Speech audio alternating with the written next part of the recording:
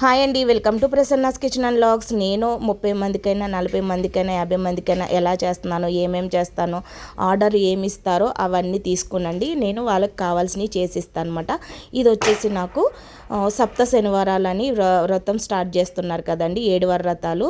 అయితే నాకు ఆ రోజు శనివారము సత్యనారాయణ వెంకటేశ్వర స్వామి వ్రతం ఉంది. వాళ్ళందరికీ 40 మందికి భోజనాలు పెట్టుకుంటాము. మాకు ఈ ఐటమ్స్ అన్నీ కూడా చేసిస్తారా, ఎంత తీసుకుంటారు ప్లేట్ వచ్చి అని చెప్పారు. నేనైతే ఈ ప్లేట్ వచ్చి 200 తీసుకున్నాను.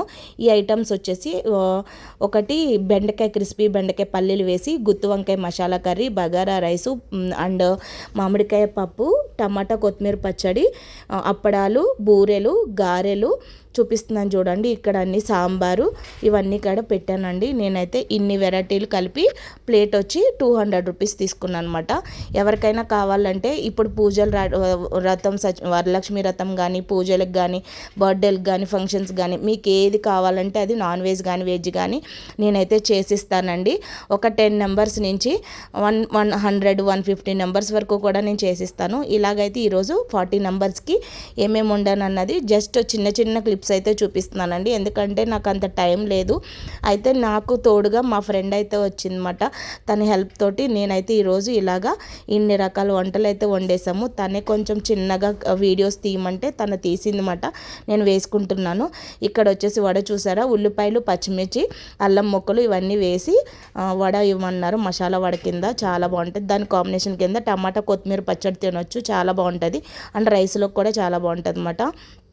ఇంకోటి ఏంటంటే ముందు రోజే నాకు ఏ రోజైతే ఆర్డర్ ఇస్తారో ఒక రోజు 2 రోజుల ముందు అవన్నీ నేను అప్పటికప్పుడు తెచ్చుకొని రెడీగా పెట్టుకొని ఇట్లా మాత్రం నేను వండుతానండి. మా వారు కూడా లేరు, ఆఫీస్కి వెళ్ళిపోయారు, పిల్లలు స్కూల్కి వెళ్ళిపోయారు. నేను ఒకదాన్నే. అయితే మా ఫ్రెండ్ అడిగాను, తను వస్తావా అంటే వస్తానని చెప్పింది. ఇంకా సరే అని చెప్పేసి నేను తన మార్నింగ్ ఆ రోజు తొలి ఏకాదశి అండి, ఆ రోజు భోజనాలు అయితే పెట్టుకున్నారన్నమాట. ఇలా వెంకటేశ్వర స్వామి 7 వారాలు వ్రతం చేసుకుని పూజ చేసుకుంటే చాలా మంచి జరుగుతుందంటండి, అందరూ చెప్తున్నారు. నాకైతే ఇలాంటివి ఎక్కువ వస్తాయి పూజల కాడికి.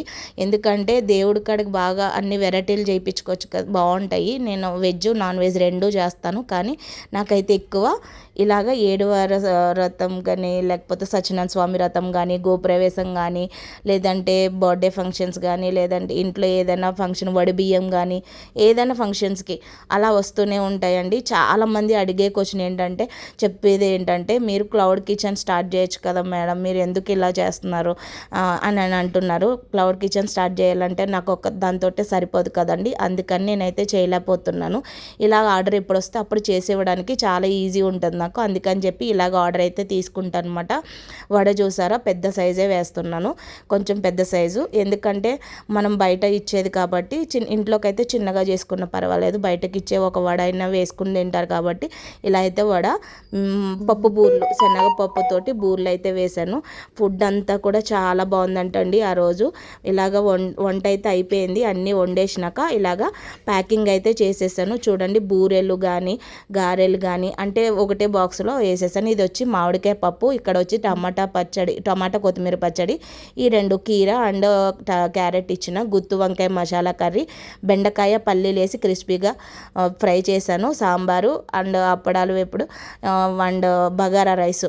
నాకైతే ఇలాగా ఇవన్నీ తీసుకున్నారండి. ఇవన్నీ చేయడానికి 40 మందికి అయితే చేసి ఇచ్చాను నేను. ఈ 40 మంది భోజనాలకి నేను ప్లేట్ వచ్చి 200 రూపీస్ అయితే తీసుకున్నాను అనమాట. ఎవరికైనా ఈ వీడియో కాక చూస్తుంటే కాక మా హైదరాబాద్ ఈ లొకేషన్స్లో చింతలు కానీ, కుత్బుల్లాపూర్ కానీ, లేకపోతే కోంపల్లి, సుచిత్ర ఈ సర్కిల్ ఎక్కడైనా కూడా నేను ఇలాగా చేసి అయితే ఇస్తాను.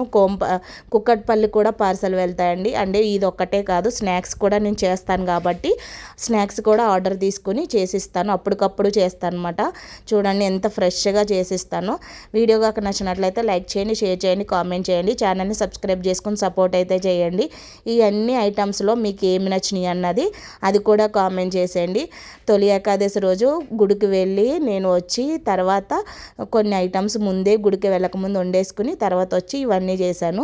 నాకైతే టైం సరిపోదేమో అని నిజంగా గుడికి వెళ్ళాను, కానీ దేవుడి దగ్గర ఇదే కోరుకున్న, తొందరగా అయిపోతే బాను దర్శనము అని చెప్పేసి. కానీ ఆ రోజు నాకు దేవుడు పరీక్షించినట్టే అయ్యింది. ఎందుకంటే వెంకటేశ్వర స్వామికి అభిషేకము, పూజ, అలంకరణ అంతా లేట్ అయిపోయింది అన్నమాట. ఫాస్ట్గా వచ్చి నేను ముందే రెడీ పెట్టుకున్నాను కాబట్టి అంతా కూడా రెడీ అయిపోయినాయి. టైంకి అయితే 12 గంటలకల్లా ఇచ్చేసానండి.